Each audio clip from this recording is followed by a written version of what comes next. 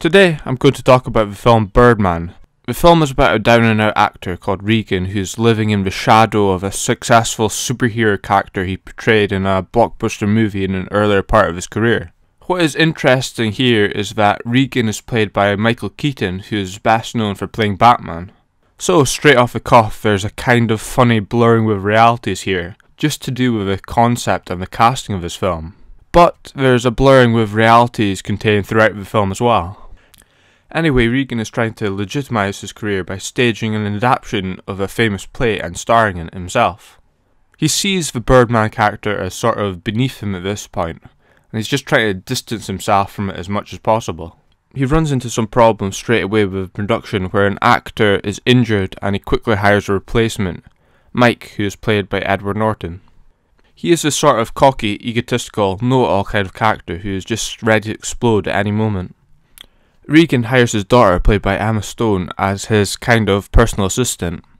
They have a kind of distant relationship which Regan is trying to make up for throughout the film.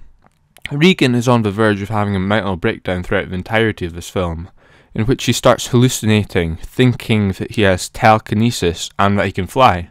He even has the fictionally gravelly voiced superhero Birdman himself in his head, giving him bleak and self-loathing thoughts about himself. All while this is happening, Regan's business partner, played by Zach Galifianakis, is freaking out over the collapse of the entire production, and just trying to keep a calming demeanour about the whole thing. The technicalities involved in this film are really quite outstanding on its own, as it's filmed to look like it was all done in the one take, similar to that of Alfred Hitchcock's film Rope and Russian Ark. It's kind of hypnotic the way that the camera tracks all the action and precise movements to create a dramatic tension. But not only that, it also does it in such a way to show the passage in time, both in subtle and sometimes in obvious ways, like time-lapsing. It also subtly dips into the reality of the play within the film itself. There are also great contrasts which can be overwhelming, where it can suddenly move from a narrow, dark, empty hallway to an expansive, light-filled street crowded with pedestrians. I don't believe this gimmick is there purely for the sake of having a gimmick. I think it does greatly benefit the story, as it has a weird dreamlike quality, fluidly flowing around from one scene to the next, one period of time to another.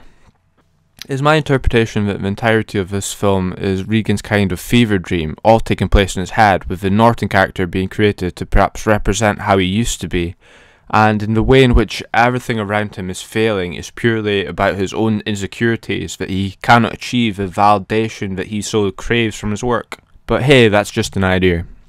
The film covers a lot of ground, such as the theme that was tackled in another recent film, David Cronenberg's Match with the Stars, which is faded stars trying to rekindle their past successes, estranged families, the desire to gain admiration, staying relevant, the culture of today where stars are valued and rewarded for the outrageous meltdowns rather than trying to attain some sort of artistic merit.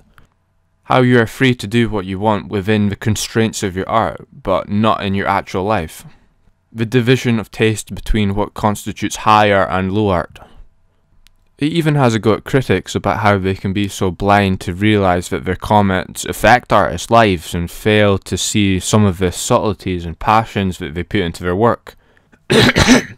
Anyway, moving on.